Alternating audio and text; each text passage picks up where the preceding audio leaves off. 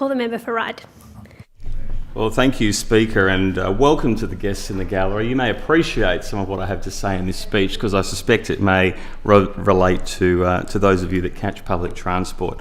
Speaker, the purpose of this speech is to talk to a number of ways that I believe the government could apologise for the delays associated with the Sydney Metro opening. You see, the catalyst for major bus timetable changes last month was the opening of Sydney Metro.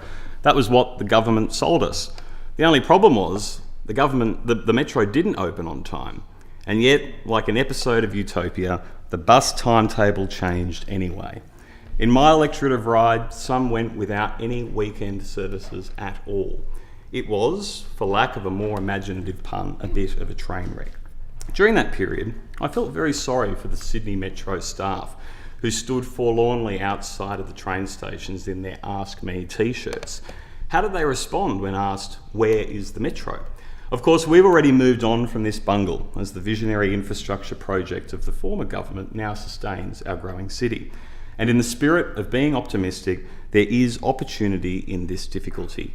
An opportunity for the government to say sorry in 5 simple ways, transforming commuter anger into long-term progress. First, don't make us pay for your Metro delay. People impacted by delays should get their fares back. In opposition, Labor demanded commuters receive fare-free days whenever there was a train delay. With the Metro delay debacle, the silence from the now government has been deafening.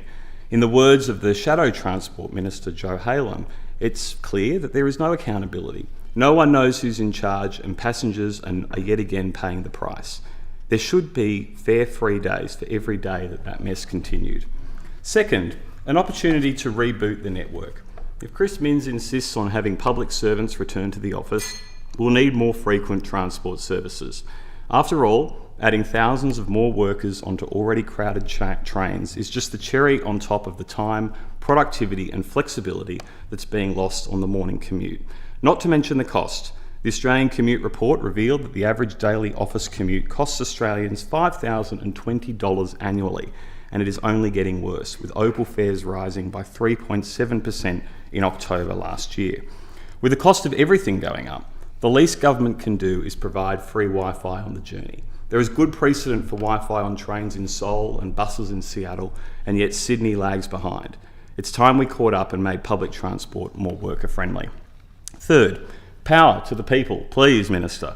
As people are increasingly reliant on their devices, they need chargers. Not the stationary chargers at hot, crowded Wynyard Station that commuters in Katoomba and Wollongong will rarely use. I'm talking about chargers on trains. Again, there are multiple international examples, London's Elizabeth line being one. Yet in New South Wales, those travelling long distances lug around battery packs like it's 2008. New train and bus fleets offer an opportunity for integrated charging facilities. However, there needs to also be a concerted effort to retrofit the old fleets so nobody is disadvantaged. Fourth, let our pets fetch a ride.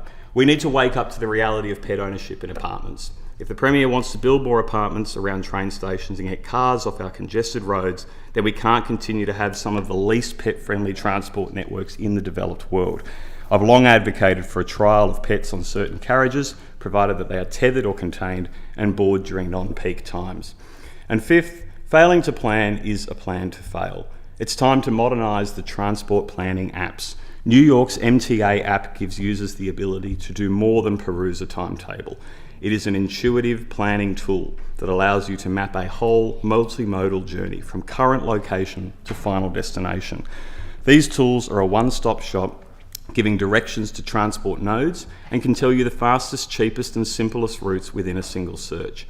We could say goodbye to app duplication and save everyone a bit of time, money and inconvenience. Of course, these initiatives will take some of that vision that Dominic Perrottet articulated in his valedictory speech, which since the last election has well and truly stagnated. This is an opportunity to get on the right track, to say sorry to those inconvenienced commuters and do something positive for the future of New South Wales.